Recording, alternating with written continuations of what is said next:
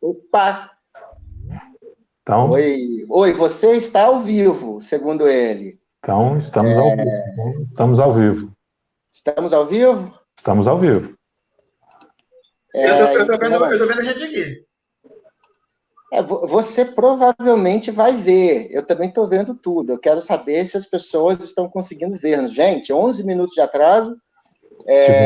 Espero que vocês estejam conseguindo nos escutar aí, nos ver, nos assistir. Na verdade, porque o que houve foi que a gente é bastante amador com todo esse software e a gente demorou a entender que a gente não fez o teste com todo mundo conectado e aí um computador não deu muito conta e espero que esse esteja dando. Eu não estou conseguindo acompanhar ao vivo, eu estou acompanhando uma pré-visualização bem atrasada, então a gente vai fazer a nossa conversa como se vocês estivessem conseguindo nos ver, e se vocês não estiverem conseguindo nos ver, a gente depois vai postar o vídeo gravado, tudo bem? Escutam, Rafael, Fábio. Oi, estou aqui. Estou tentando me ajustando. Bom, gente. Espero que a gente tenha sendo visto.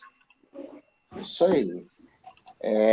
Eu vou colocar o link desse vídeo no Facebook agora, no meu Facebook, e vou colar para os colegas colarem nos Facebooks deles. Então, vamos lá. Boa noite. Quem não sabe, não deveria fazer ao vivo. Boa noite. Mas a gente tenta. Porque a ideia é a gente brincar, né? A gente não é youtuber, graças a Deus. Mas a gente tem conversado muito, várias coisas, desde 2018, e pensamos em fazer uma coisa semelhante a isso aqui várias vezes. A gente sempre esbarrou em alguma coisa que a gente não sabe dizer muito bem o quê. E com o advento da pandemia e da situação que a gente está vivendo, a gente conseguiu contornar essa coisa que a gente não sabia o quê, né? Talvez seja a necessidade de fazer alguma coisa com os amigos por aí, ou uma outra coisa que a gente percebeu conversando sobre o que a gente faria aqui, é que a gente acha que a gente tem alguma coisa a dizer um pouquinho mais direito do que as pessoas estão dizendo por aí. Até por isso que, preliminarmente, a gente está pensando em chamar esse encontro, os encontros que a gente quer fazer, de Fala Direito, né?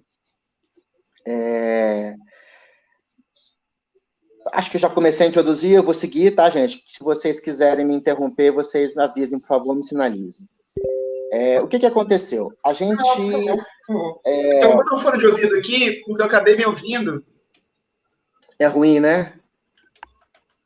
Eu acho no delay de vocês. Então, para evitar esse problema... Ei, Nanda, agora eu consegui ver. Nanda está aqui. Espero que ela esteja conseguindo nos ver. Betão está aqui também. É o Betão? Carlos Fagundes? Acho que é. Então, a gente foi lendo, né, uma série de... Vamos lá, vamos... Rapidamente, não vou fazer uma digressão muito longa, né, mas vamos do começo. A pandemia chegou, a gente está... eu tomei uma pancada, eu fui vendo notícias, e aí, eu estava na Tailândia quando as coisas começaram, que foi o segundo país a registrar casos de coronavírus. Me avisaram que a coisa estava acontecendo, que eu ainda estava lá. A gente pegou algumas pessoas de máscara, um pouco mais histéricas no aeroporto, né, e a gente não ligou muito para isso.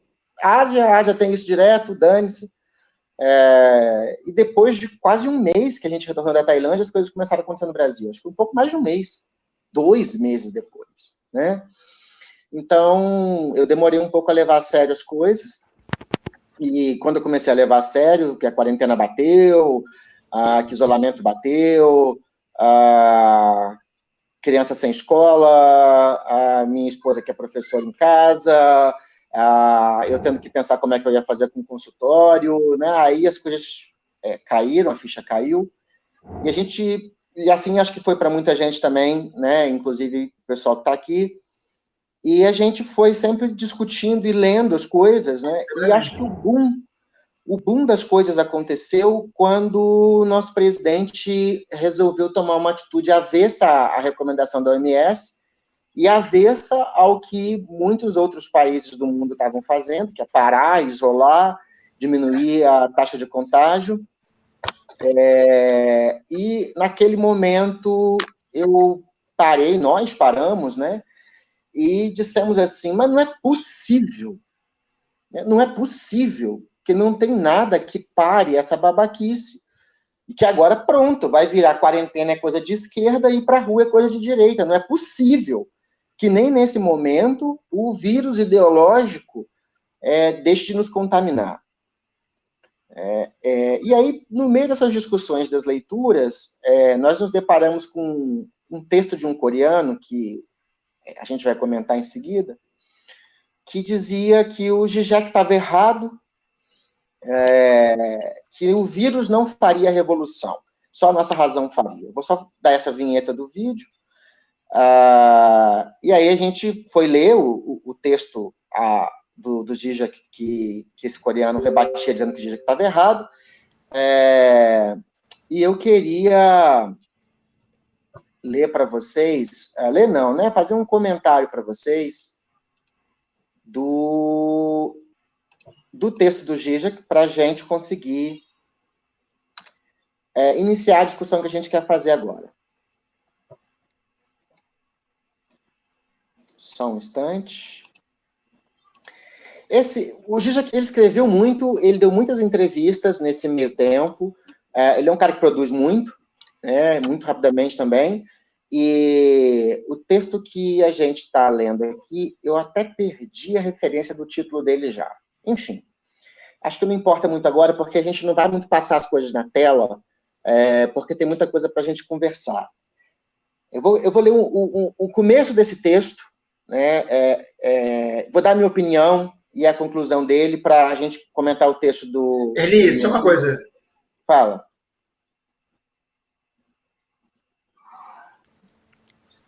Primeiro que tem um delay bem grande entre eu e você, a gente vai ter que se acostumar com esse delay. Ok.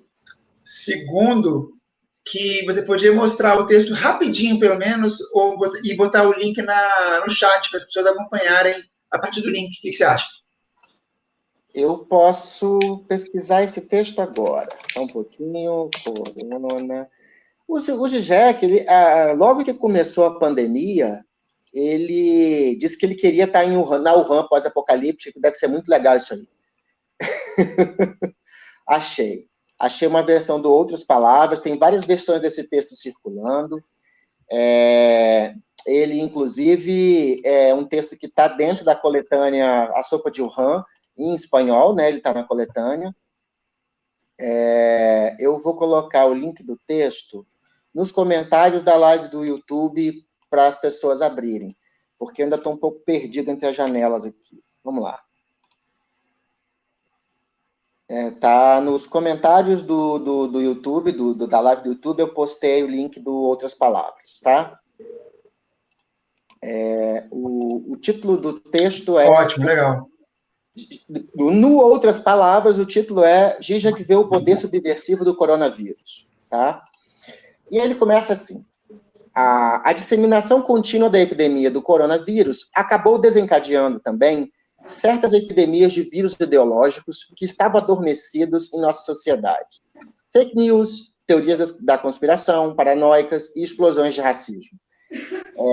Eu acho que essa forma do Zizek colocar as coisas foi bem ao encontro do que a gente estava falando, pensando, né, de que a babaquice não terminava. Né? O vírus ideológico é isso, o vírus ideológico é a babaquice. É a nossa debilidade mental de sempre, interpretando as coisas que acontecem a partir de um certo viés, que pode ser subjetivo, pode ser político, pode ser financeiro, viés ideológicos, né? E o Zizek trabalha muito com ideologia. A quarentena, continua a leitura do texto, né? A quarentena, devidamente fundamentada em evidências médicas, encontrou um eco na pressão ideológica por estabelecer fronteiras estritas e isolar os inimigos que representam uma ameaça à nossa identidade. Ele está falando especialmente do fechamento de fronteiras, né? E aí, lendo muita gente, uma boa parte das pessoas, de filósofos contemporâneos que estão falando sobre o corona, critica muito esse fechamento de fronteiras como uma atitude inadequada, antiquada, uma tentativa de retomar uma soberania nacional que é débil diante do que a gente vive hoje no mundo, que é um capitalismo financeiro que já tem uma livre circulação por fora dessas barreiras nacionalistas, né, nacionais. Então, o capital ele é global, né? O capital ele é globalista. Né?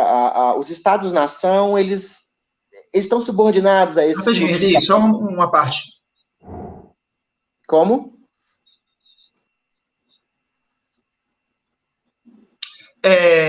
Eu só queria lembrar que esses filósofos que criticam o fechamento de fronteiras como uma coisa obsoleta, como uma ideia de nação obsoleta, eu gostaria que eles fossem maioria, mas a gente tem visto muitos filósofos ainda naquela onda do Agamben, de voltar para aquele modo automático de criticar o estado de exceção, de criticar o autoritarismo, de ver ainda muito perigo nesse fechamento de fronteiras, como se esse fechamento de fronteiras fosse mais eficaz do que ele realmente é. E a gente tende a acreditar mais no que esses pensadores que você citou falam, né? Mas eu acho que eles não são exatamente a maioria.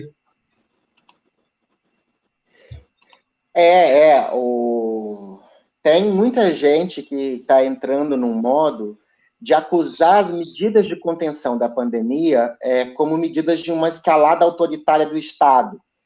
Chegou a dizer que, como o terrorismo está out, a pandemia veio no lugar, né? Eu acho que aí também são pensadores libertários que estão entrando em teorias conspiracionistas, né? É mais um vírus ideológico, na minha maneira de enxergar a situação. A gente tem que se atentar para um dado do real, né, que é a emergência de um vírus que requer da gente uma ação que muda o nosso estilo de vida. Né? E aí, para onde isso vai mudar, é o grande X dessa conversa. Né?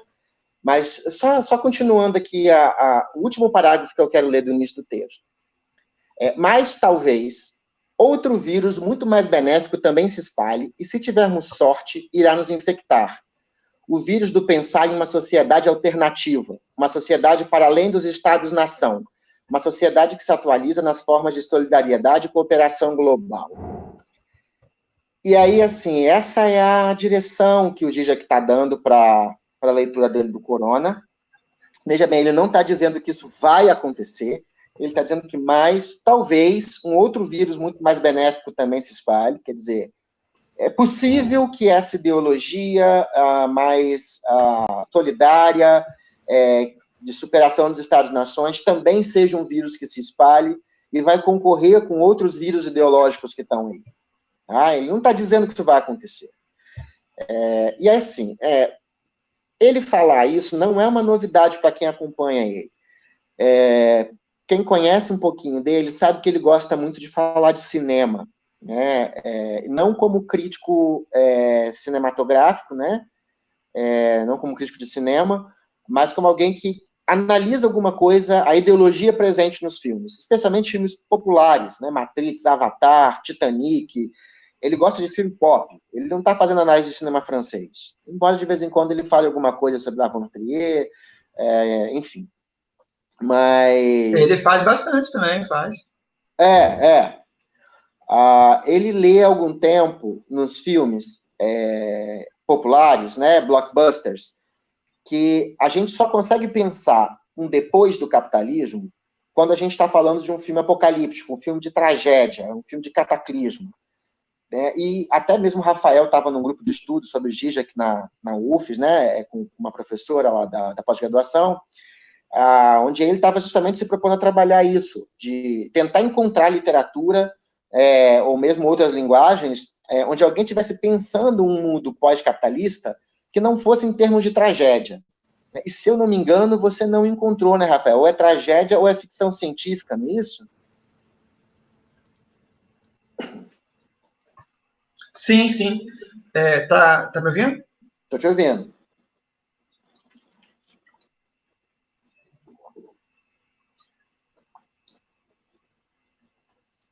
Desculpa, gente, eu estou com lag. Deixa eu falar logo, então.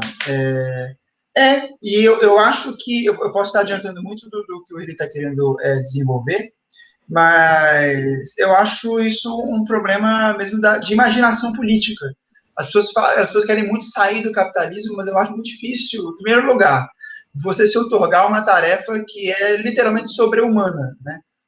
Você querer pensar como uma pessoa, como dar conta de se mudar, de sair de um sistema que é muito, muito maior que você.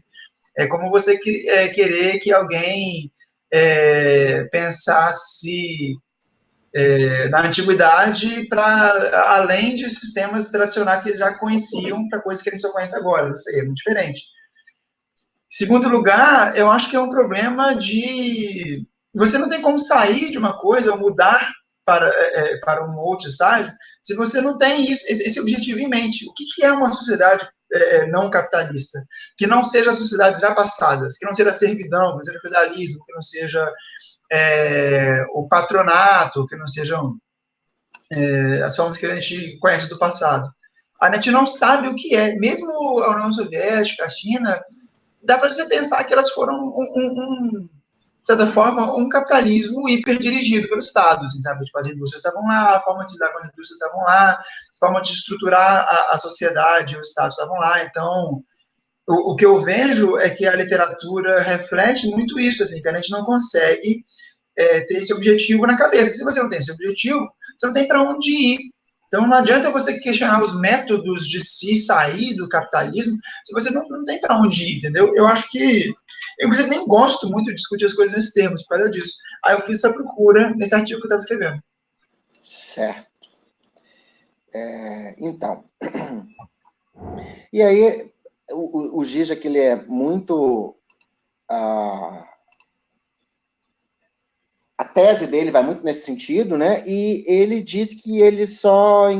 A gente fala tanto assim de tragédia e catástrofe como alguma coisa que está pós-capitalismo, porque talvez tenha alguma verdade aí.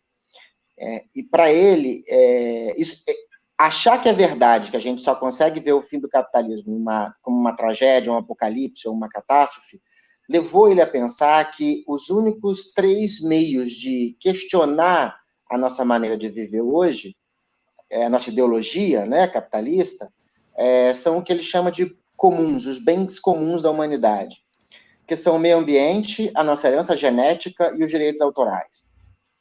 A discussão sobre de quem é a propriedade de um elemento cultural, né, de quem é a propriedade de alguma coisa que é dita, de alguma imagem que é feita, de algum som que é feito, como é que a gente pode começar a colocar etiqueta em tudo que é produção dos falantes, né, das pessoas, e aí tem toda uma discussão em torno disso, os Creative Commons, a pirataria, a lei de direitos autorais, as dificuldades das plataformas de streaming, etc., a nossa herança genética, que a gente já tem capacidade de começar a mexer, fazer eugenias, né, eliminar doenças e até mesmo fazer certas previsões a respeito do embrião que está se formando. E se a gente avança nas ciências genéticas, nas ciências biológicas, a gente pode estar a poucos passos de conseguir efetivamente escolher que tipo de coisa a gente quer que saia de alguém. E quem é que vai decidir o que pode ser feito ou não aí? Cada nação decide o seu, né? Isso afeta a humanidade como um todo. É o código genético da espécie humana que está sendo alvo. Né? E as questões do meio ambiente, onde entram as pandemias. As enchentes, o aquecimento global, as pandemias, as catástrofes, as tragédias nucleares, os meteoros que podem cair na Terra, as erupções vulcânicas, né? O Gigi fala muito disso. Como é que a gente vai fazer para evacuar metade do Japão se Fukushima explodir de novo? Tiver um problema de novo.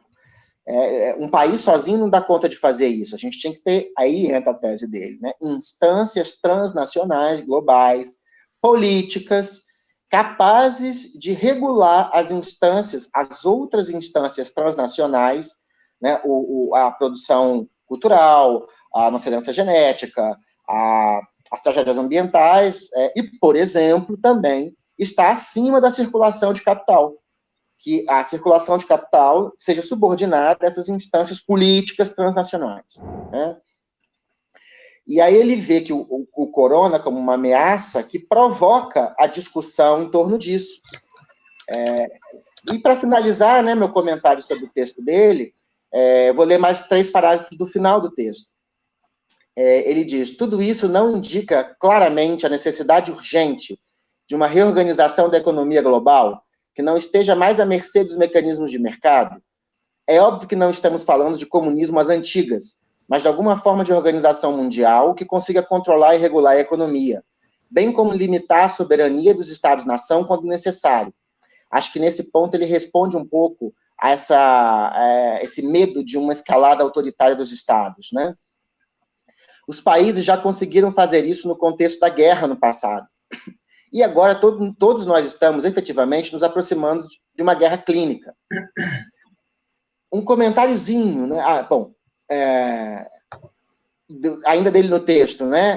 Um discurso recente, o primeiro-ministro húngaro, Viktor Orbán, declarou: não existe essa coisa de liberal. Um liberal nada mais é do que um comunista com um diploma. Aí Zizek interpõe: e se o contrário estiver certo?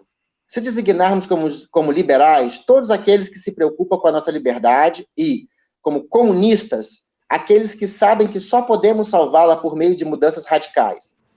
Já que o capitalismo global está cada vez mais próximo de uma crise. Desculpe essa interrogação de Elamal. Então, deveríamos dizer que, atualmente, aqueles que ainda se reconhecem comunistas são liberais com diplomas. Liberais que estudaram seriamente o porquê de nossos valores liberais estarem sob ameaça e que tomaram consciência de que só uma mudança radical poderá salvá-los. Então, ele faz essa inversão. Acho que é um sonho, né, um wishful thinking do Zizek, que o corona ilumine o pensamento liberal verdadeiro e que mostre a necessidade desses órgãos transnacionais de regulação dos nossos comuns, né? Antes de eu emitir a minha opinião, né, eu gostaria agora que o Rafael, que trabalhou um pouco melhor o texto do Han, o coreano, que diz que Zizek está errado, né, pudesse dizer por que ele acha que Zizek está errado.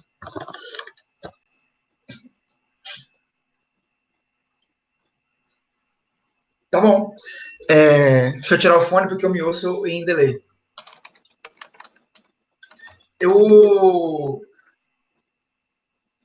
O texto do coreano, a gente deve deixar o link aí também, né? A gente continua dizendo o nome O Coreano porque é um nome que não é um nome muito cristão de se falar. Então, deixa eu procurar aqui para vocês, deixa eu ver aqui. Rafael, se você quiser ir falando, eu procuro e coloco. Aqui, já está aqui, o câmera tinha salvado. Esse é o link, vou deixar aqui no chat para vocês. O Rafael. Esse filósofo, pelo onde tem entendido, ele se chama Byung-Chul Han, e eu acho que ele fez um texto muito pertinente a respeito do corona. Eu não conheço a obra dele anterior, mas ele deu uma impressão assim, de que ele prestou atenção em alguma coisa nova que estava acontecendo, e eu não me lembro de ninguém dizer antes dele o que ele disse. Ele disse que, nesse texto, né, que eu deixei aí, que o fator crucial para a Ásia conseguir ter tido sucesso, e a Ásia, ele diz aí, Coreia do Sul, China, Japão, Singapura, Taiwan, para que esses países tenham tido sucesso no combate ao coronavírus, em contraposição à Europa, na época que ele escreveu, a Europa estava apanhando bastante, né, nessas medidas. Ele acha que isso se deve ao uso estatal dos Big Data, dos macrodados. Aquela coisa que já está rolando há muito tempo das grandes corporações terem acesso a dados muito privados, né, das pessoas, e conseguirem fazer grandes cálculos e grandes leituras de tendências a partir disso, né? E a gente sempre teve uma discussão, né? Já essa década toda a gente ficou discutindo, teve o Wikileaks, teve um monte de coisa a respeito da ética e a respeito do uso desses macrodados, tanto por empresas privadas quanto pelo próprio Estado. O coreano, o Byung-Chul Han, ele diz que na Ásia isso não é muito um problema, isso não é nada um problema. A Ásia tem uma visão de sociedade muito mais coletivista. Eles têm um coletivismo que eu acho até que dá origem a vários estereótipos racistas em relação à Ásia. A gente sempre pensa na Ásia... O Eli mesmo um dia me disse isso, de que você, da mesma forma que se tende a animalizar o negro historicamente, como mula, como besta de carga, como um corpo forte, ou sabe, mais corpo do que cérebro, os asiáticos são pensados como animais, como insetos, né, como um colmeia de abelhas, como um formigueiro, e esse tipo de coletivismo. De fato, quando você vai lá na Ásia, o Eli estava falando das viagens dele à Ásia, as coisas que a gente conhece, porque todo mundo conhece todo mundo, né? Eu morei na Tailândia há uns 3 anos e eu fiquei bastante impressionado com a realidade que dá origem a esse estereótipo. Assim. A Ásia realmente abraça as normas sociais e a autoridade do Estado de uma certa forma que é muito tranquilo para eles. Por exemplo, eles chegarem numa estação de trem e todas as câmeras saberem a temperatura do seu corpo e saberem tantos dados de você que eles conseguem dizer mais ou menos qual é o risco de infecção, qual é o risco de você já estar infectado. E aí você está lá no GPS marcado para todo mundo ver como um pontinho amarelo, vermelho ou verde. Então, essa rapidez que a Ásia teve para não ter menor escrúpulo com isso, usar tudo isso a favor da contenção, da prevenção e da remediação da pandemia, é uma coisa que não se teve na Europa. E aí ele falou assim, na Europa você fica com uma quarentena longa, chutar a curva e tudo mais, na Coreia as pessoas já estão começando a voltar a sair. Talvez não no texto dele, na época do texto dele, mas agora tem vídeos sobre isso. Foi uma tática muito diferente. Testaram todo mundo em massa, né? Testes em massa, que é uma coisa que era fundamental. E aí ele aponta, então, que o segredo do sucesso, nesse caso, foi uma coisa que nós tememos. E que ele, o autor, teme muito também. Ele se posiciona muito claramente a favor do que ele chama de os europeus. Né? Essa preocupação com a privacidade, com o indivíduo, com a liberdade, com o estado de exceção, com o autoritarismo, com essas questões todas. Não é que essas coisas não inexistam na Ásia, mas essa preocupação, assim, o indivíduo versus o Estado, isso é uma discussão muito tradicional na Europa, muito antiga, né? A discussão toda da política foi muito baseada por aí, né? Os 3 poderes, o modelo romano que deu origem aos 3 poderes, a discussão grega, a coisa toda. Mas na Ásia a discussão passa por outros termos. E aí ele vê um perigo muito grande nisso. O que eu acho que o Eli queria linkar com o texto do Zizek, e que foi a discussão que nós tivemos antes de fazer essa live, é que a esquerda hoje em dia, especialmente nomes da esquerda como o Zizek, há outros também, né, vê cada vez mais uma necessidade de se contrapor perigos transnacionais com medidas transnacionais. Então, você precisa ter autoridades globais maiores do que qualquer Estado, né, mas que se capilarizem também nos Estados, né, ao redor do globo, e que tenham um poder para dar conta de problemas que estão atacando as áreas comuns da humanidade, sejam elas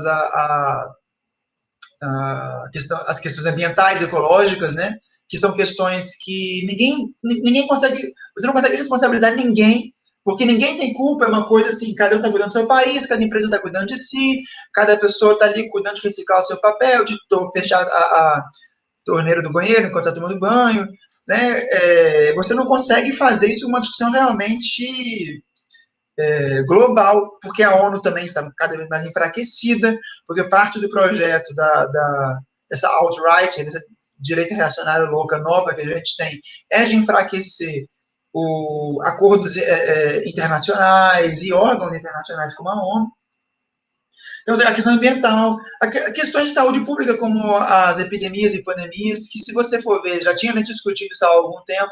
Tem se falado muito do Bill Gates falando disso em 2015, tem se falado muito da Ásia com os surtos recentes para eles de epidemias também, como a MERS, que chegou à Coreia, como os outros casos de coronavírus, né? E ele também citou outros casos de áreas comuns, que são questões da internet, do copyright, da internet, que é de fato uma área comum.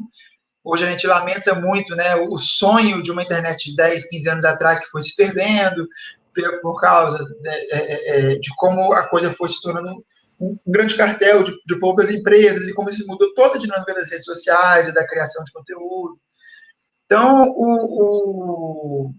o que esses governos asiáticos apontam não precisa ser necessariamente, para a nossa visão, uma questão de se escolher entre autoritarismo ou democracia, uma questão de se escolher respeito à privacidade ou se entregar completamente à orgia dos big data, sabe, dos macrodados. Não é isso.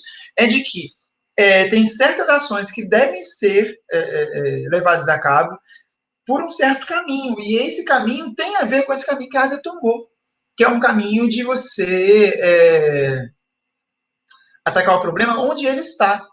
Os Big Data já são um problema, a nossa privacidade já está sendo invadida. O que o Estado fez foi usar isso para uma questão urgente e pública, né, de bem comum.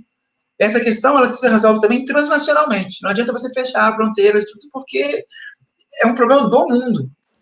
Então, o que a gente acha...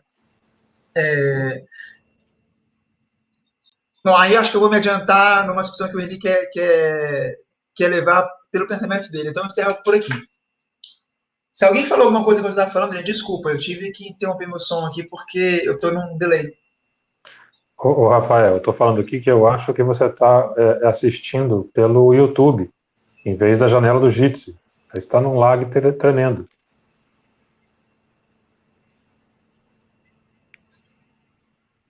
E o que está acontecendo? Ele tá sem áudio, ele está com o áudio cortado. Ele vai ter um lag para conseguir escutar o que você disse aí agora.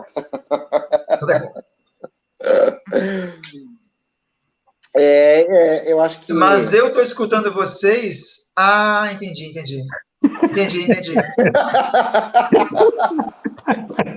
Sabe o que aconteceu? Eu desativei... Eu queria desativar o som do YouTube para poder evitar esse problema. E aí eu errei a aba, que é um bocó. Gente, olha só. Se a gente pode tirar uma coisa de toda a discussão que tiver aqui, de todos os outros filósofos, de tudo quanto é live que a gente for ver, é a seguinte: a vida de quem é burro é mais difícil. Não seja burro. A vida de quem é burro é muito mais difícil, é sempre mais difícil. Toda vez que a gente for burro, a gente pensa assim: eu estou sofrendo agora porque eu fui burro. E isso torna a nossa vida melhor, não é verdade? Justamente, aí não foi burrice, foi falta de acesso à informação. Que ignorância e burrice são duas coisas que levam a efeitos parecidos.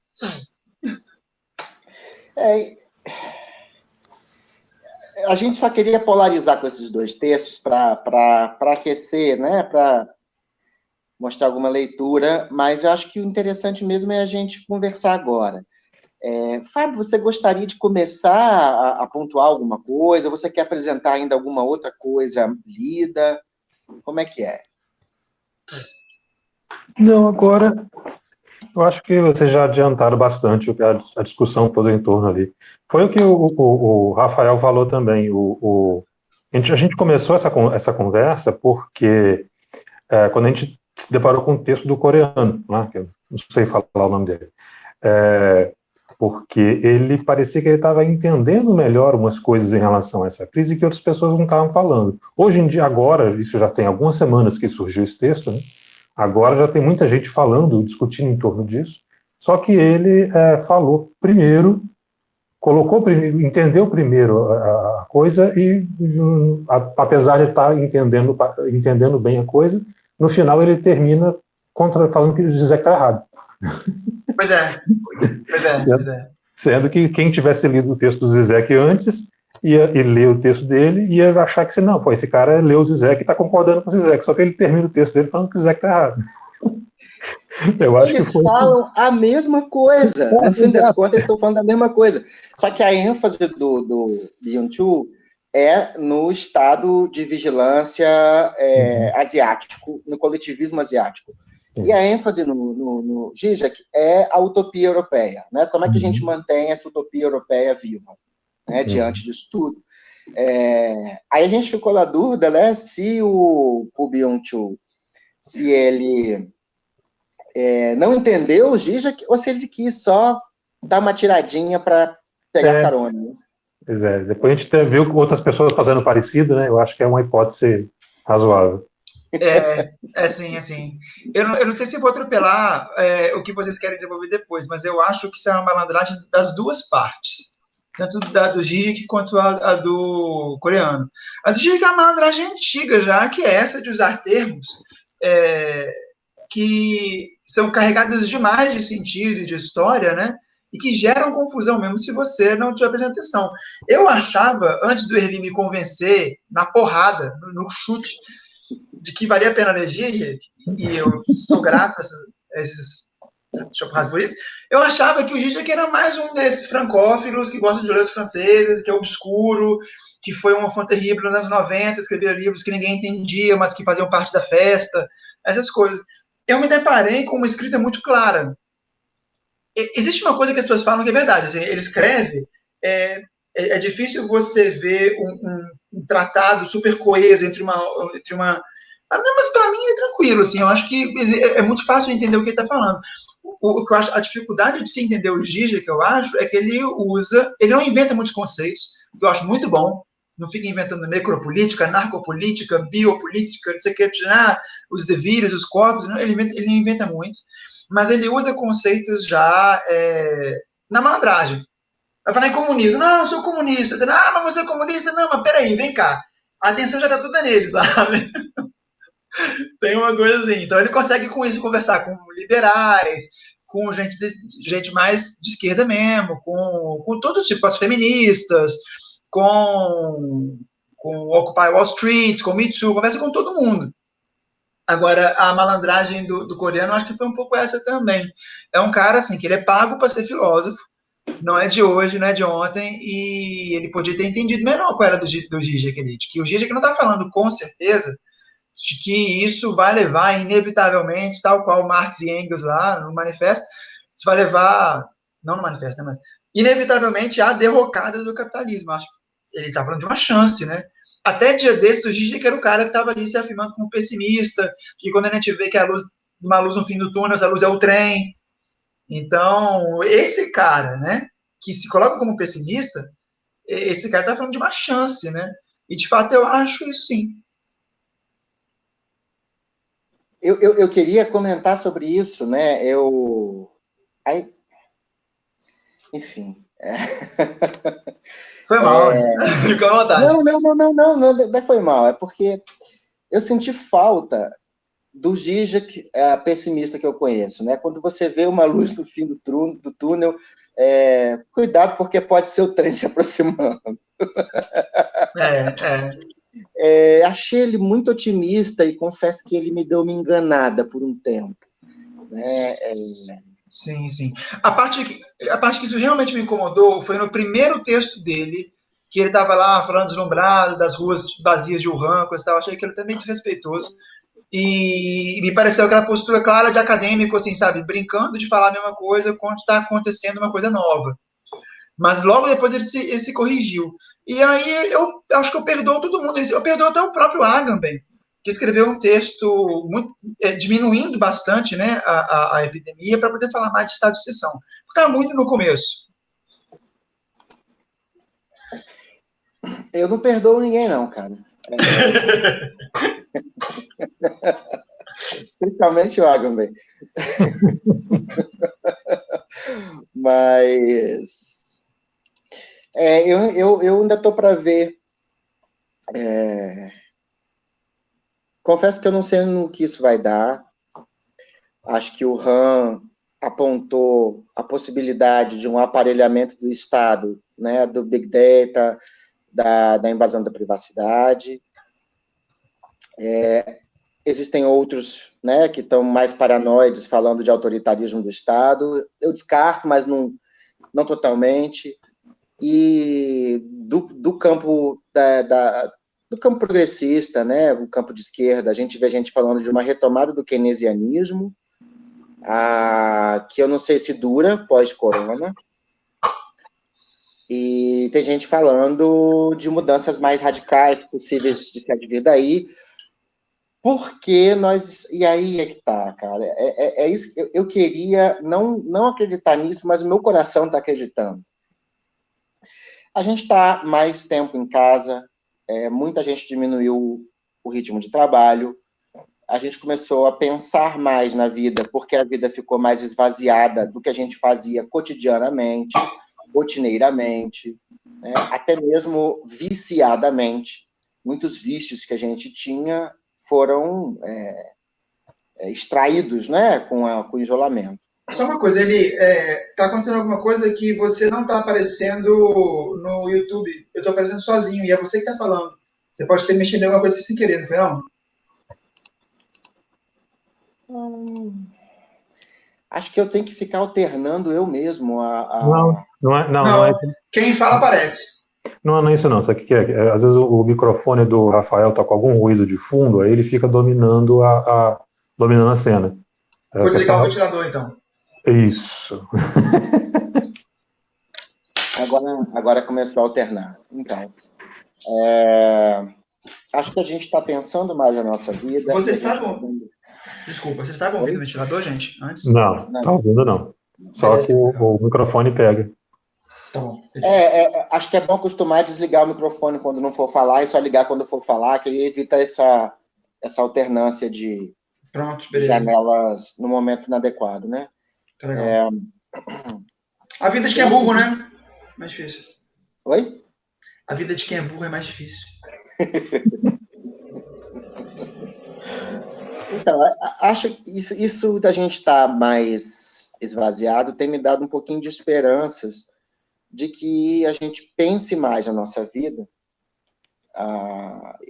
e que a gente possa chegar a lugares diferentes com isso. Se sentir mais solidário, não no sentido de abraçar o vizinho, mas de perceber a implicação que as coisas que acontecem no coletivo têm com a gente. Né?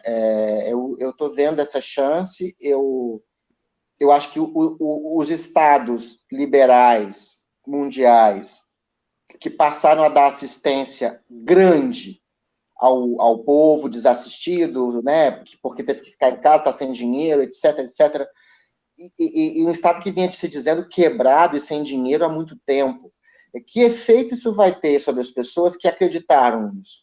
Não estou falando das pessoas da classe média alta ou classe alta que são investidoras, mas daquelas que entenderam que a economia estatal era como uma economia doméstica, onde você não pode gastar mais do que você ganha, né, e tem que poupar. E aí, como é que essas pessoas vão entender isso? Né? Eu acho que tem alguma chance de algumas coisas ficarem, para alguns, pensadas de maneira diferente. Então, isso tem me dado esperança. Né? Ao mesmo tempo que eu vejo o empresariado pressionando os governos para manter as medidas provisórias e os decretos de redução proporcional do salário em relação à redução de carga horária, de tornar o home office uma prática comum, isso vai acontecer, o receio que os professores estão tendo de que o ensino à distância venha para ficar, né? Quer dizer, todas essas precarizações do trabalho que a gente fala e critica há algum tempo, ou então não critica, elogia, acho que é por isso mesmo, é por aí mesmo, podem se fortificar. Né? E aí, um parênteses, né? Eu só estou lançando aqui que, por um lado, o meu coração tem esperanças, mas, por outro, eu estou mais tendencioso a ver o trem no fim do túnel do que a luz. Né? Mas eu queria só fazer um parêntese que me ajudou a pensar. Por que a gente não tem receio quando o Facebook, o Instagram, o WhatsApp, né, o Zoom, por que a gente não tem receio que esses aplicativos, que essas empresas tenham acesso às nossas informações, a Google, né? Sabe onde a gente está, onde a gente mora, qual é o nosso nome, onde a gente trabalha, que comida a gente pede, que coisas a gente compra, que coisas a gente falou perto do telefone, né? Por que a gente não tem problemas com isso? Até que tem problema, mas não se mobiliza contra isso. Mas quando o Estado pensa em usar a sua geolocalização para ver se você está descumprindo a quarentena, a gente vê autoritarismo, né? Tá, o Estado pode fazer com você coisas que as empresas não podem fazer, mas as empresas, mais do que o Estado, podem fazer com você coisas que o Estado não pode fazer. Eu acho que a raiz disso é muito simples, É porque a empresa se comporta como uma sedutora, né? As empresas são o típico pacto com o capeta, né? Você pede alguma coisa que você quer, assina um contrato, né, que você lê ou não lê, e que depois você deve tua alma a ela, né, a ele. Elas te seduzem para consumir. Né? É um pacto de gozo. Né? Eu gosto da tua grana, você gosta do meu produto. Então não tem problema essa sedutora, né, essa súcubus, saber quem você é para tentar te seduzir melhor. É até gostoso. Olha lá o Google me aliciando. Olha lá o Facebook prestando atenção em tudo que eu digo. Vai fazer propaganda de um produto que eu falei com minha esposa agora há pouco, hein? Vai fazer. Olha lá. Estou sendo ouvido. Né? E o Estado? O Estado já é um problema, porque o Estado ele não vai fazer uma propaganda para você. O Estado vai tentar, de alguma forma, cobrar um imposto de você. Daqui a pouco, o receio é muito simples, é de que todas as suas transações financeiras comecem a bater na conta do Estado e que você não possa mais sonegar. Ou que o Estado saiba que você subiu a boca e foi comprar a tua droga, e que você não possa mais comprar a tua droga. Então, se por um lado as empresas vão te oferecer gozo, né, e não te denunciar de alguma forma, né, o Estado não, ele vem te dizer que você deve se comportar, cumprir com as suas obrigações, pagar o teu imposto e não fazer o que é proibido. E toda vez que você tem uma automação, sei lá, sistemas fiscais, por exemplo, em lojas, o uso de cartão, esse tipo de coisa, existe uma tecnofobia aí, ó, desde sempre, desde que eu cresci vendo isso, porque você sabe que, né, vai ficar mais difícil de você sonegar, por exemplo. Eu acho que a coisa é simples desse jeito. Não acho que as forças que se opõem ao controle estatal sejam grandes forças liberais ideológicas. Né? Eu sempre estranhei como que vários grupos que eu considero absolutamente medíocres, burros, se autodeclararam liberais e erigiram uma força descomunal no nosso processo político nos últimos 5, 6 anos. Né? Eu acho que eles se alimentam desse receio que as pessoas têm de serem invadidas por um Estado que se moderniza e se aparelha cada vez mais.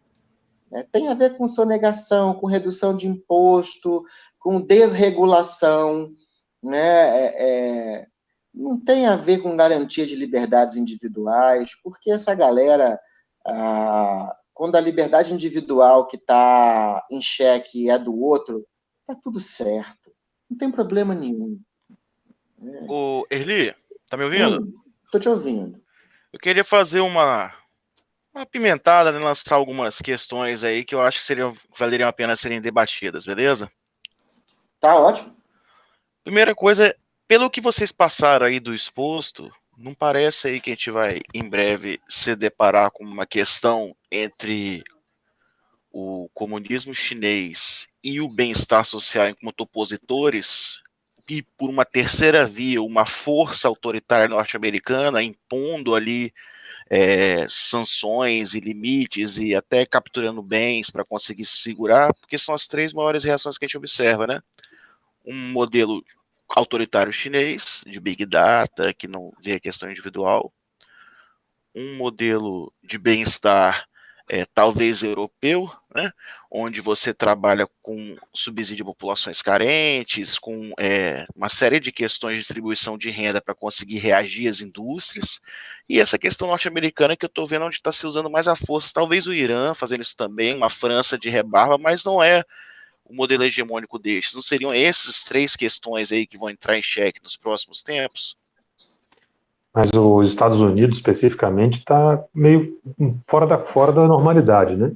Está com um presidente como a gente, um presidente que age bem fora da normalidade. Historicamente, eu acho que é a normalidade americana. Agir com a força, para responder uma crise. Com a força, sim, mas essa maluquice de ficar em aeroporto saqueando a carga dos outros países é bem fora da curva. Eu só acredito que isso está mais explícito. Porque é o comum. Esse saque, para quem acompanha, é comum.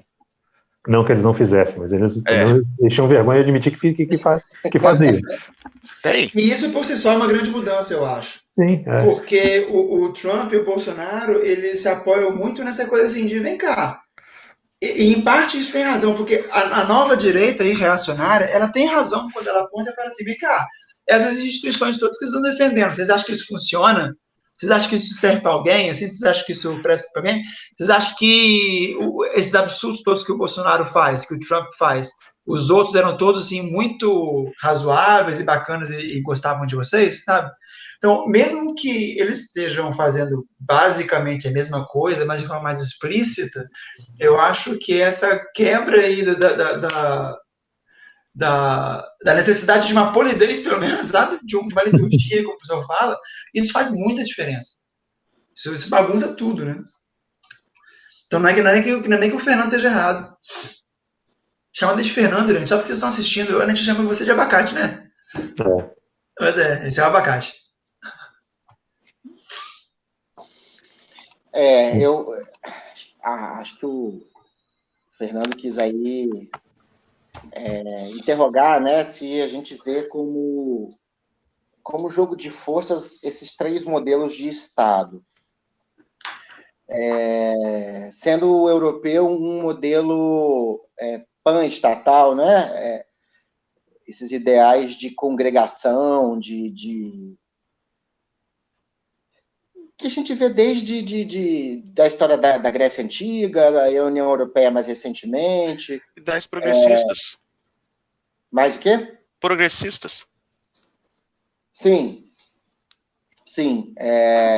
Mas vem como utopia, né? Porque os Estados europeus hoje, a gente viu muito isso sobre o Syriza na Grécia, a dívida da Grécia, a zona do euro, e a Alemanha como grande capitã da zona do euro. O que se diz hoje é que o Eurogrupo ele acaba fazendo com que os Estados europeus sejam apenas tecnocratas a serviço do capitalismo financeiro do Eurogrupo. Quer dizer, os governos dos Estados europeus não têm mais a liberdade política de atuar de acordo com uma vontade popular, com uma inovação de modelo de gestão, de implementar uma política ideológica forte. Não. Todos os governantes eles estão muito constrangidos pelas normas que o Eurogrupo, a zona do euro, impõe a eles. E a gente sabe disso aqui no Brasil, a gente já teve o FMI, e quando a gente se livrou do FMI, foi uma balela tão grande que eu caí por tanto tempo que quando eu descobri eu fiquei muito puto. A gente se livrou do FMI para ficar refém dos grupos financeiros nacionais. A gente vendeu a dívida para cobradores piores, por assim dizer. A dívida interna brasileira hoje é enorme, representa uma grana alta, e é em nome da cobrança dessa dívida, da liquidez dessa dívida, que o mercado financeiro nacional se outorga o direito de, via seus agentes de mídia, dizerem qual governo presta e qual não presta. Quer dizer, não que isso não tenha que ser levado em conta, pelo amor de Deus, a gente não pode falir um sistema financeiro de um país, a gente não está fora do mercado global. Né? Só que o que acontece com o nosso governo, com o nosso Estado? Né? ele fica um servente, um técnico operando a serviço de alguém que a gente nem sabe quem é. É o tal grupo apátrido de grandes capitalistas que não tem nem país mais, não é nem império mais. Então, eu não acho que o amalucamento norte-americano contemporâneo vai muito longe. Eu acho que ele é isso, um amalucamento norte-americano. Acho que o modelo chinês tem mais chance de ser exportado, e acho que o modelo... Aí eu estou entrando no campo da minha opinião, tá? O modelo europeu, a utopia europeia de transnacionalismo político, liberal, de fato, ele só tem chance de vingar se, durante essa pandemia, agora, desde ontem, nós já estivermos discutindo isso e nos movimentando para isso. Porque, senão, o modelo chinês está pronto para exportação, é um modelo de sucesso, não só na gestão do corona, mas na gestão do capital. E das pessoas também. Massa, eu queria perguntar uma coisa em cima disso. Porque... Todo mundo está me ouvindo? Sim. Beleza. Numa conversa que a gente teve algumas horas antes no nosso grupo, você, Elise, você disse que você acha que a esquerda toda está discutindo em termos assim, de pensar isso como um novo 29, de pensar isso como uma crise que vai levar um novo keynesianismo, levar um novo acordo nesse sentido. Eu não estou nem perguntando se acha se vai rolar ou não. Isso também serve para o Fernando, serve para o Fábio.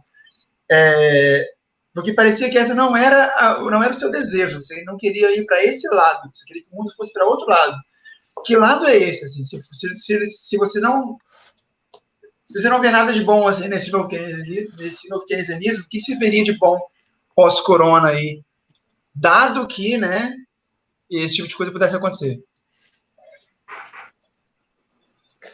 Não, eu acho o keynesianismo o suficientemente bom. Eu só acho que não vai acontecer. A justificativa ideológica ela está triplicada, né?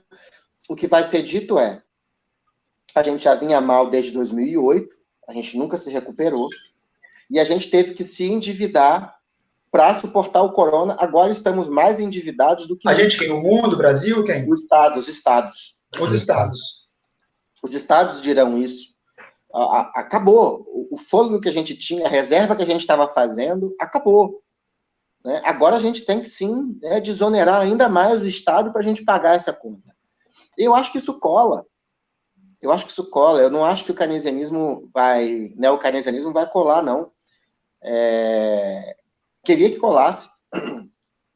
Eu acho que a única linha de fuga que eu vejo é se as transações financeiras do capital não forem mais livres, operadas apenas pelos capitalistas globais e reguladas em um nível muito frágil em cada estado local.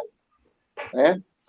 Que houvesse, a nível de ONU, capacidade de regulação do mercado. Aí eu vou para o meu pulo do gato. O corona está acontecendo agora. Nós temos uma pandemia que vai matar algumas milhares, talvez algumas milhões de pessoas. Nós estamos comovidos porque pode ser eu, pode ser minha mãe, pode ser minha avó, pode ser minha filha, pode ser meus amigos. Nós estamos comovidos com isso. E a gente está pensando nisso como uma tragédia. Porém, todos nós sabemos que outras tragédias enormes estão acontecendo no mundo há muito tempo. As guerras, as doenças, a pobreza, a miséria, a escravidão, há muito tempo.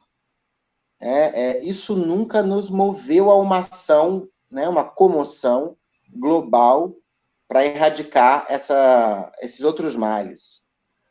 Porque nós absorvemos isso como ordinário, como rotina. O mundo é assim, as pessoas morrem. E sim, o mundo é assim, as pessoas morrem. Né? Isso não pode parar a máquina. Tá? Então, o que eu vejo é que, como nós estamos pensando em parar a máquina e usar reservas para mitigar os efeitos do corona, A gente pode levar essa discussão de parar a máquina e usar reservas, ou usar a força produtiva para mitigar os efeitos das mazelas da humanidade, né? Desde que nós estejamos dispostos que os órgãos internacionais que nós temos tenham poderes executivos e regulatórios de mercado. E o mercado não está disposto a isso, né? O Walter Mercado não está disposto a isso. Que, por sinal, faz previsões o tempo todo, né? A gente viu esses dias um vídeo, gráficos, adoram gráficos, né? Da Forbes, falando dos países mais bem preparados para o corona, caso ele chegue, né? Esse país era janeiro desse ano. Estava lá os Estados Unidos em primeiro lugar, né? Vários países que estavam muito bem, né, no ranking, que, pelo amor de Jesus Cristo, Nosso Senhor. Olha, eu perdi a conta de quantas previsões o mercado fez para o dólar se o Bolsonaro vencesse. Né? Era de 3,50 para baixo. E a gente está aqui. Pois então, olha só. Agora, então, vamos... Para mim, seria interessante, tipo, a gente... Eu queria ouvir de vocês, assim, para esse pedaço de conversa, a respeito do seguinte problema. A gente começou falando dos terços, do Gigi, do coreano, do Agamben, de outros textos que a gente não citou ainda, mas que a gente pretende falar depois, talvez. E eles todos têm meio que uma pergunta em comum, parece, assim, quase todos, que é de vai mudar alguma coisa depois dessa crise? Vai mudar para que lado? Vai mudar para um lado que nos interessa ou para um lado que não nos interessa? E aí tem gente achando que não vai mudar nada, que passa da crise tudo vai voltar para a mesma coisa de sempre, porque as pessoas só agem na base do lombo, da ripada no lombo. A gente achando que vai mudar a coisa sim, para melhor, pior, papapá. O que eu acho que pode ajudar a gente pensar um pouco isso, em primeiro lugar, não pensar, porque o futuro não cabe a nós, né? Mas, assim, de tendências que já estão aqui entre nós, acho que a gente pode pensar de que o corona sozinho, ele não é crise o suficiente. Agora, se você parar para pensar que ele não é crise o suficiente, ele é uma pandemia, e isso é muito noticiável, né? É uma coisa assim, muito impressionante, é uma pandemia. Quando foi a última vez que vocês viram uma pandemia chegar na gente? Assim? Nunca. O H1N1, a gente fez questão de ignorar. Não devia, mas fez questão de ignorar. Então, você fala que desde 2008 os Estados não se recuperaram. Tá todo mundo empurrando vários problemas com a barriga. Aí você vai ter o corona, que por enquanto vai ser gente, assim, grupo de risco, coisa e tal. Quer saber, dane-se, vou à praia, vou trabalhar, vou beijar na boca. Beleza, só que aí você tem todos os problemas, tipo, o sistema de saúde colapsando, você tem sistemas, cemitério colapsando, você começa a ter um monte de problemas. Você tem a economia toda também tem problemas sérios por causa da necessidade da quarentena, e isso vai gerando outros problemas. Então, os problemas que a gente já tinha, somado com esses problemas agora, ou com mais, problemas que o futuro pode trazer para a gente, que a gente não poderia prever, se isso der uma sequência de crises mais trágica, aí eu acho que a gente pode falar em neo-keynesianismo. Porque vai chegar naquele ponto, assim, em que não tem muito como, sabe? Você tem que fazer alguma coisa para estancar a sangria. Senão a lombriga morre de fome, porque a lombriga não pode matar o cachorro, sabe?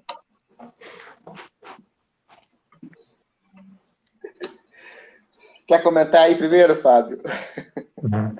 Não, sobre o que vai ser, né? Eu concordo em parte com o Zizek, que tem agora é uma grande oportunidade, né?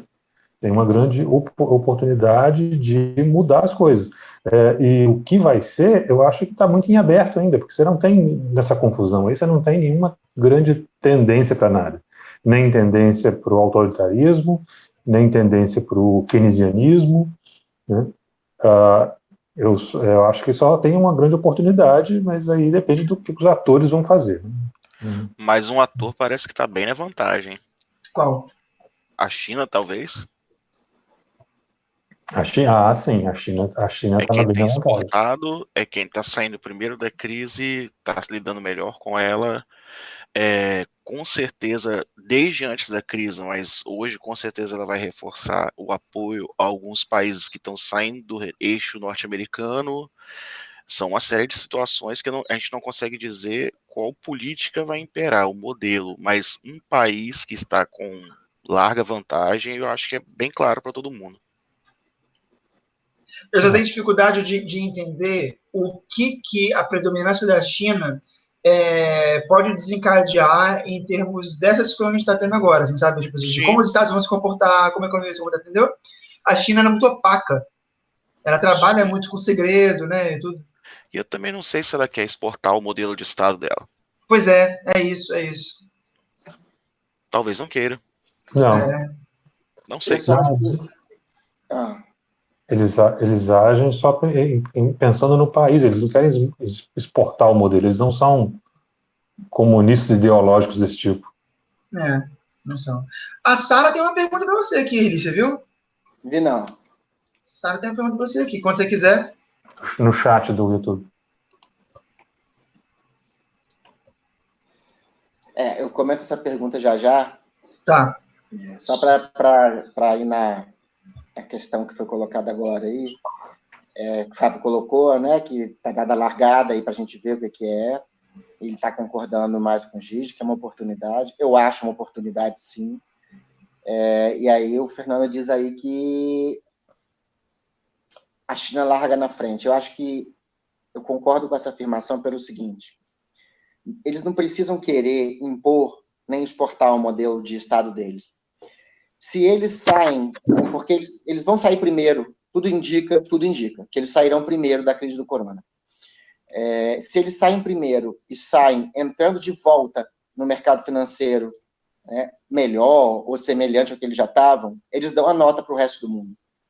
Se eles saem repensando a situação e acionando conversas com outras nações para pensar em como agir das próximas vezes, eles facilitam uma certa via. Então, assim, dependendo de como a China sai da crise do corona, ela dá uma certa nota para o que a gente vai conseguir fazer, né? Acho que tem que dar esse mérito, sim, à colocação aí do Fernando. E eu não tinha pensado nisso, surgiu agora aqui. E a Sara, né, está colocando aqui, acho que no momento que eu falava sobre por que nós nos opomos à Big Data usada pelo Estado e não pelas empresas, né? Se isso não seria porque a relação é consensual com as empresas e com o Estado, não. Em tese, ela é consensual com o Estado na medida em que a gente fala daquela coisa velha do contrato social, né?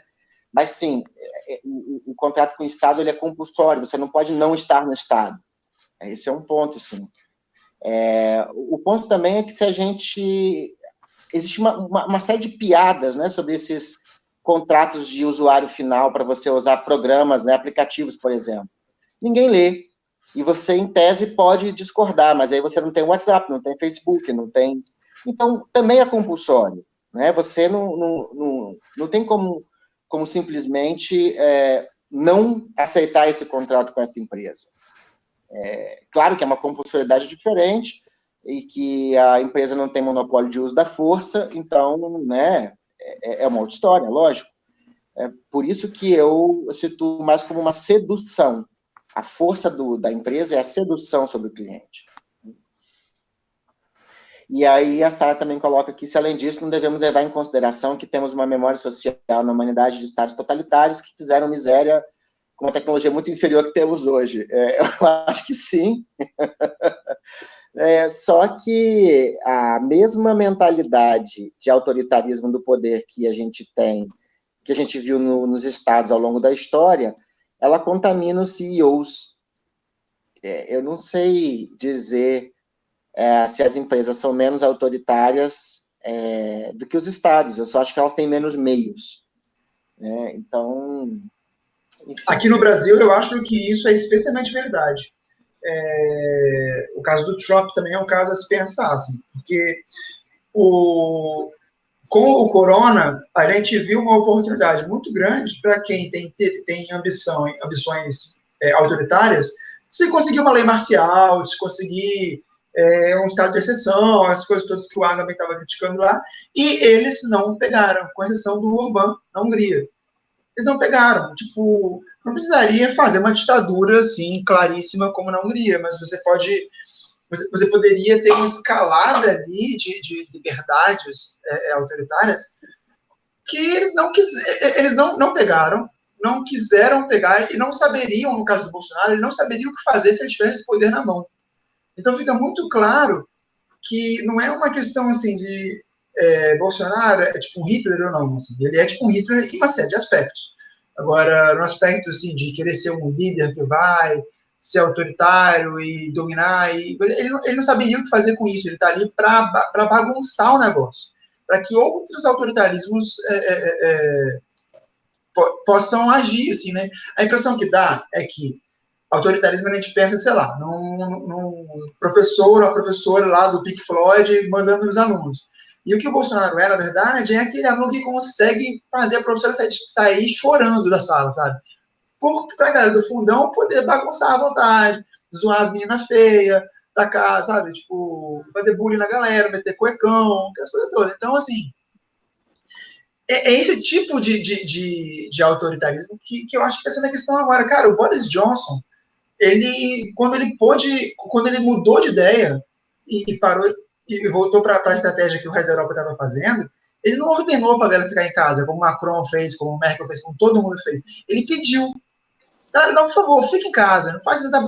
E não tinha nenhuma contramedida, assim, sabe? Não tinha uma medida caso a galera não obedecesse. Então, assim, é uma galera que não sabe o que fazer com o poder. É impressionante, eles estão ali para bagunçar o lugar de poder, sabe? A entrevista mais recente do Zizek disse que não é o Estado que vai cobrar da gente agora, é nós quem temos que cobrar do Estado agora. Acho que é uma inversão importante. Mas, assim, eu queria ler aqui... Que era o que deveria ser sempre, desde sempre, né? Desde sempre. O Fábio Candotti mandou alguns comentários e acho que é legal a gente tentar falar alguma coisa aqui, né? Ele colocou: que tal pensar esse momento como intensificação de uma crise encruzilhada à revolução nas artes de governo, o que já estava acontecendo há mais de uma década, para além da oposição público-privado, Estado-empresa, ou refazendo esse par. E nisso, essa memória social do totalitarismo está se mexendo, se atualizando, bem como a memória do welfare, das artes de governo que serviram de ponto de apoio crítico para as artes em crise hoje. Eu não peguei muito bem, não. Ele está propondo pensar o momento como uma crise, uma mudança de paradigma na arte de governar. Tá? Uma coisa que já vem acontecendo há 10 anos, como ele coloca aqui. E perguntando, que tal pensar as coisas assim? Isso me lembrou uma coisa que o Abacate estava conversando essa semana, falando que essa crise pode gerar uma pressão de desemprego. Desemprego, mas qual é a razão desse novo desemprego, né? De haver uma intensificação na questão da automação nas empresas e nas indústrias. Mas por que a automação? A automação por conta daquilo que ele está falando de você tem que se reconfigurar para prevenir que você seja tão suscetível a esse tipo de crise. Uma empresa mais autônoma, que depende de menos funcionários, ela está mais vacinada para um tipo de crise como essa. E aí isso, para a gente aqui no Brasil, isso não parece muita coisa, mas ele colocou o contexto da China, que a China ainda usa intensamente mão de obra das pessoas, né? Para tudo lá usa um monte de gente. Né? Você constrói um hospital em uma semana com o quê? Põe 1 milhão de gente no canteiro de obra. Né? Você não tem automação aí, é trabalho manual. Né? E se a China é o grande player que está saindo melhor dessa crise, e será que isso vai, essa pressão de buscar automação, se isso for para cima da China, se isso acontecer na China, né, isso vai gerar esse novo tipo de desemprego, vai aumentar rapidamente lá, né? E como é que a China vai lidar com isso? Vai fazer sabão com o chinesinho? Ou ela vai fazer um welfare? A discussão sobre renda mínima, né, que é o welfare mínimo, ela é importante. É uma outra discussão. Acho que é total importante isso que você resgatou aí, Fábio, das nossas conversas, sobre o desemprego, né, e a atitude do Estado. E eu acho que algumas pessoas cogitam fazer sabão facilmente, assim, com chinesinho, com brasileirinho, com americaninho, com qualquer um. Faz sabão, vende e tá tudo certo, né? O problema é que depois quem compra o sabão, né? Mas eu não sei se eu vejo, Fábio, respondendo ao Fábio Candotti, tá? Como uma encruzilhada na arte de governar apenas, mas porque eu acho, a forma que eu enxergo isso, né, é se os governos serão soberanos ou não. Eu não estou falando de soberania nacional. Hoje, rasgando o verbo, né, para mim, os governos são subordinados à técnica do capital especulativo, ao capital financeiro internacional. Então, importa muito pouco qual a arte que você vai usar para governar. Se, no fim, né, você pode fazer o que você quiser, desde que você não mexa na bolsa, desde que você não mexa na dívida pública, desde que você não mexa na livre circulação de capitais e divisas, enfim. Ou seja, não te resta tanta coisa para fazer assim, como Estado. Acho que eu responderia assim. Mas aí vem de novo a questão da China, né? A China, como já era, ela já não respeitava muitas regras de mercado. Mesmo ela joga nas próprias regras, regula a moeda dela como ela bem entende, e só age um pouco de acordo com o mercado quando o mercado chia muito para o lado dela, né? E se depois dessa crise ela sai ainda mais fortalecida, né?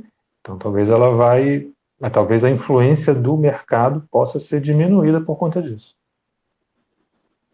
É foda torcer para a China nessa história toda, né?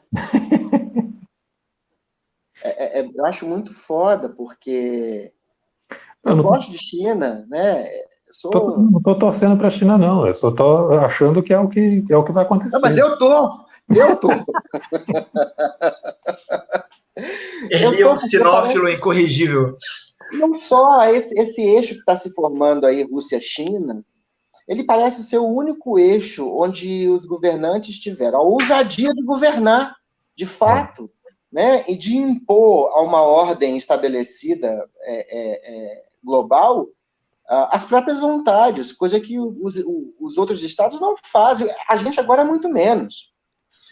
Só que é fácil você fazer isso, no caso do Putin, por exemplo, quando a sua vontade estatal é a mesma vontade, na verdade, dos piores inimigos dos estados por aí, né? O Putin é um cara, na verdade, que talvez seja o pai das fake news, o pai do Trump, o pai dessa zoeira que tá aí. E ele faz esse tipo de coisa lá há muito tempo. Então, assim, o Estado russo é um Estado estuprado, né? Assim, então... O nosso também, a diferença é que a gente está se fudendo e eles não. Como assim? Então você acha que os russos estão vivendo melhor e tudo mais? Acho que está tendo qualidade de vida para a Rússia? Fala isso direito para gente.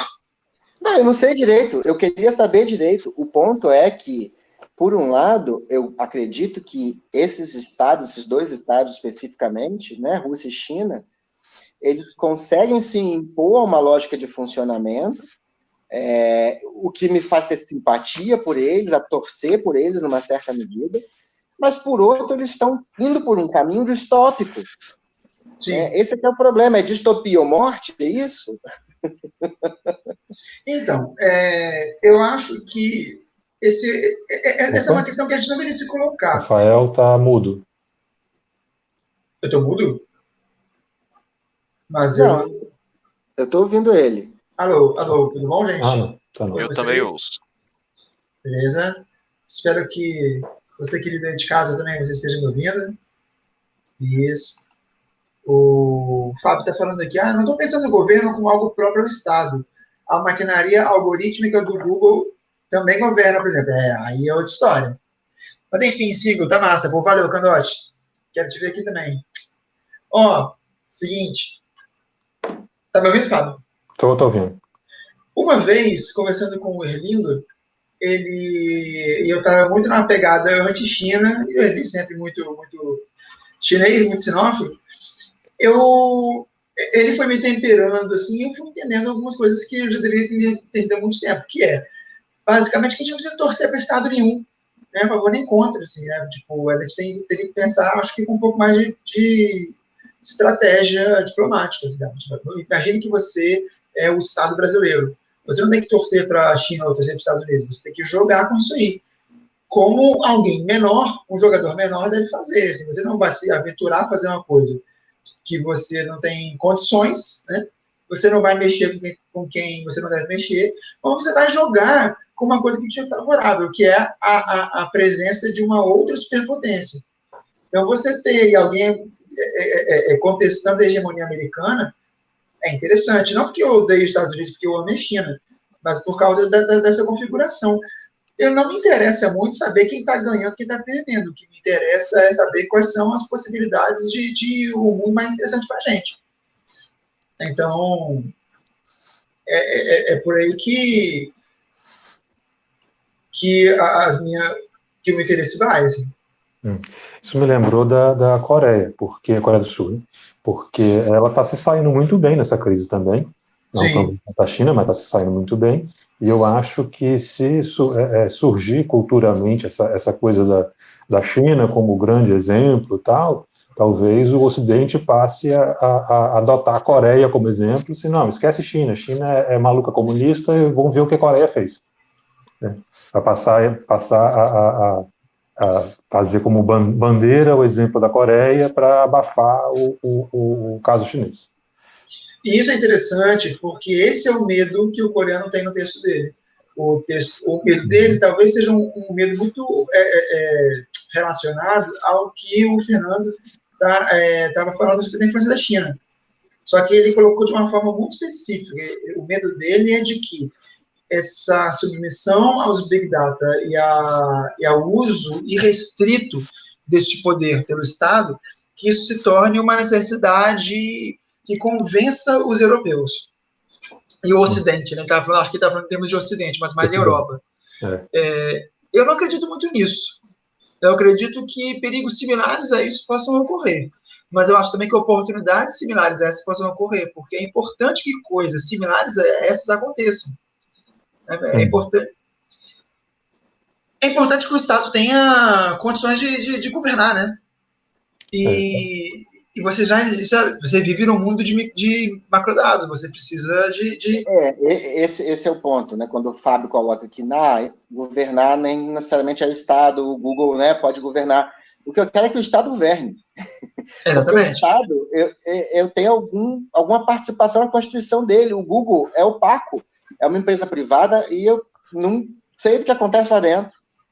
O máximo que ele pode fazer é falar assim, don't be evil. Né? Mas assim, ele pode... é muito diferente de uma Constituição, né?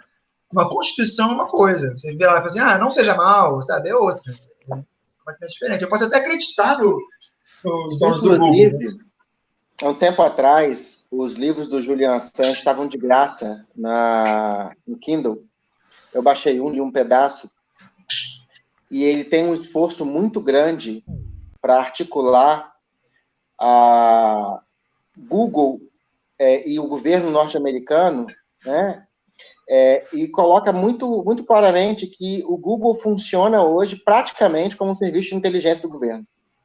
Então, eu não sei se o algoritmo do Google governa sem o Estado. Pois é. É uma questão do Assange. Pois é. E eu também não acho que seja o caso de, isso não deveria ser assim, o Google não deveria ter essa liberdade toda. Porque aí tem uma questão importante, que é a questão do monopólio, né, da Amazon, do Google, mas isso é uma outra questão, é uma questão de regulação do mercado, que é importante, mas ela não é essa a questão. A questão, eu acho, da relação do Estado e do Google é que certas coisas poderiam ser assumidas. Né? Tipo, o Google, ele para mim, já como ele é uma fonte de documentos oficiais. A minha conta no Gmail, ela é, para mim, um documento oficial. Ela está tudo subordinado à minha conta do Gmail. Eu me apresento através da minha conta do Google. Os meus dados, inclusive, estão todos, né, atravessados por lá e tudo mais. Se o Google depende do Estado, mas se o Estado depende do Google também, né, uma série de coisas aí poderiam fazer mais parte do debate público, né, poderia ser mais transparente, a gente poderia ter mais acesso a esse tipo de coisa. Não é o caso, claro, de a gente reivindicar nada ao Google, é de reivindicar o Estado. Mas a relação entre Google e o Estado já está aí, né? Pois é. Deixa eu só apontar uma coisa. Nós estamos em 1h e 24 minutos de live. Eu acho que por volta de 1h30 é um bom formato. Aqui está dizendo faltam 10 minutos para 2 horas. Não, isso falta 10 minutos para 2 horas que nós iniciamos a reunião, mas está transmitindo a 1h e 25. Ah, tá legal. Tá? O que vocês acham da gente partir para considerações finais aí? Perfeito. Sim. 0 em 1? Eu acho que eu já fiz muitas considerações. Eu passo a vez aí. Questão. Então eu posso fazer e deixo por último o Fábio, que seria legal. Mentira. Não. Tem o Fernando aí também. Não, eu já disse o que eu queria dizer mesmo. Eu posso reafirmar, então, aqui o que eu queria dizer. O que eu disse. Acho que tá certo quem aposta de que não vai dar nada, de que essa crise ela vai deixar as pessoas muito alarmadas, tá? Mas aí passou, segue em frente. A não ser que a crise não acabe, que outras crises se sucedam. Isso é possível. Isso, de uma certa forma, em termos de você esperar uma oportunidade para coisa boa, isso também é você torcer pela tragédia, torcer pelo meteoro, assim, né? É um negócio que não se deve fazer, não se deve colocar o coração nisso, assim. No entanto, a gente sabe que certas coisas só vão acontecer mesmo com ripada no lombo, e a gente sabe que certas ripadas no lombo já estão acontecendo. Então, dado que a gente já está num trem descarrilhado, com tragédias que já estão acontecendo, né, a gente torce para que as oportunidades que as tragédias tragam, que elas possam ser agarradas, né? Eu gostaria, sim, de que a discussão aí sobre a Constituição Europeia, o fortalecimento da ONU, para que essa área dos três comuns que o Zizek fala, que essas coisas sejam uma discussão maior entre os Estados, que os Estados se fortaleçam nesse sentido. Agora, eu acho que isso vai depender de mais tragédia. E é isso, gente. Mas sobre a crise, a questão é que é possível que essa crise não acabe também. Porque da questão sanitária do corona, isso pode se arrastar por uns 2 anos. E isso vai ter o rebote econômico que vai durar até mais tempo, né? Então, a gente tem bastante... A crise está com bastante gasolina no tanque para queimar ainda.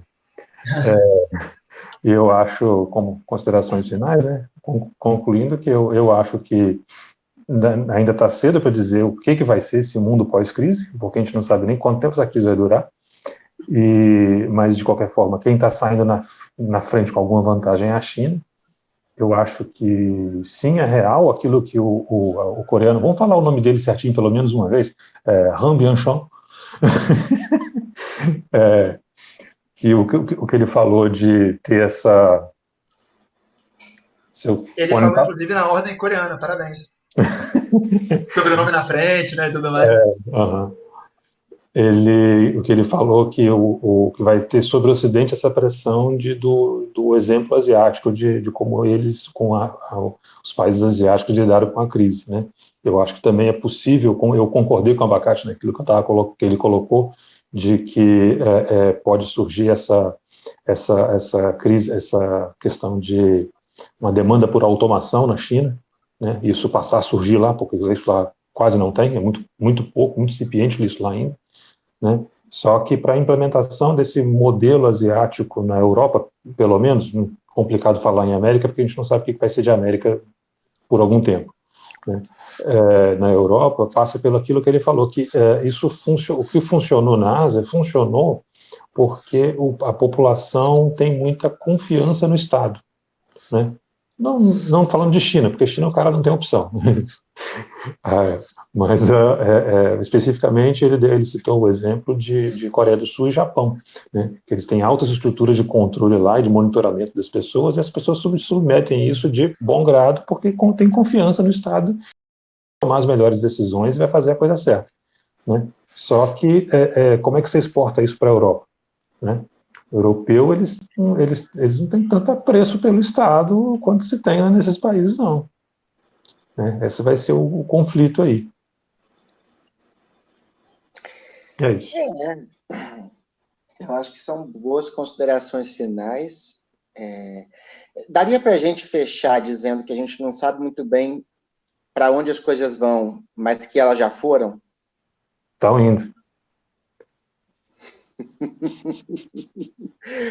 Se pelo menos puder não ser igual, acho que já é alguma coisa, né? É alguma coisa.